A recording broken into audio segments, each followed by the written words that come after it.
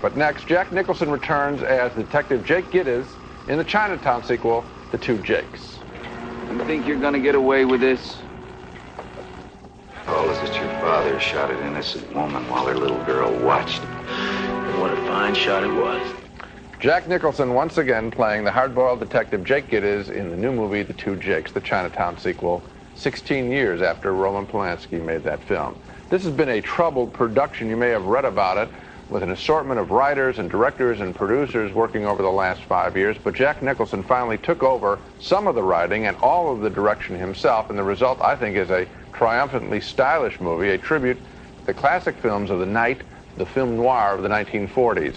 As Detective Jake Gittes, Nicholson once again finds himself caught up in a murder case involving secret dealings over the Southern California landscape after home builder Harvey Keitel kills his partner when he finds him in bed with his wife. You think you're gonna get away with this?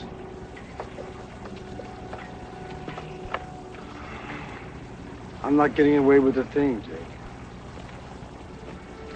Tell you what I'm gonna do. You guarantee Mark Bodine's widow her husband's full share of the subdivision, so I don't have to worry about lawsuits and the police, and you won't have to worry about me. Otherwise, I'm gonna prove that you deliberately murdered the man. You know something, Jake? You might think you know what's going on around here, but you don't. I had a couple of constant thoughts while I was watching this most entertaining movie. I enjoyed the physical craftsmanship of the picture, the lighting, the camera angles, the 40s clothes and props, the subtle but striking music. More important, though, I enjoyed the convoluted script that challenged me to stay with it. This is not a lame-brained summer entertainment for the international action picture market. It's a movie in love with movies. The ending is awkward. But other than that, I really enjoyed The Two Jakes. I did too. You know, the script was written by Robert Towne, who also wrote the original Chinatown. And what I liked about it is this is not a thriller and it's not a whodunit. There are thrills in it.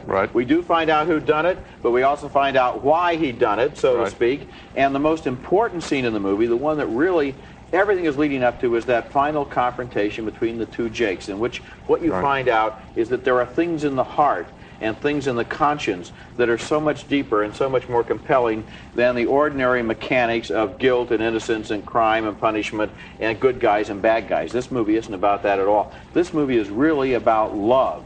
It's about how both Jakes are, because of loves that they've had and lost, or feel that they're going to lose, have their entire destinies carved out for them. And it is a very intelligent and emotional movie. Well, I mean, the word I'll pick up on what you just said is intelligent. This is a picture that does, I said it before, it challenges an audience to stay with it. And I wondered as I watched this, I said, all right, I'm being challenged. I'm having a good time here. I wonder if this picture has become irrelevant, if people even know what's being attempted here by Nicholson, who obviously has studied films and wants to take films to return them, actually, not get them back to what they were. It's not just another wind-up toy where the little plot is put out there and it does its little dance and the audience all sits there. This is a movie by adults and for adults. Sophisticated. And it challenges them. And we have another one coming up that does the same thing. It's called Metropolitan, and this is a new movie about the debutante rituals of rich kids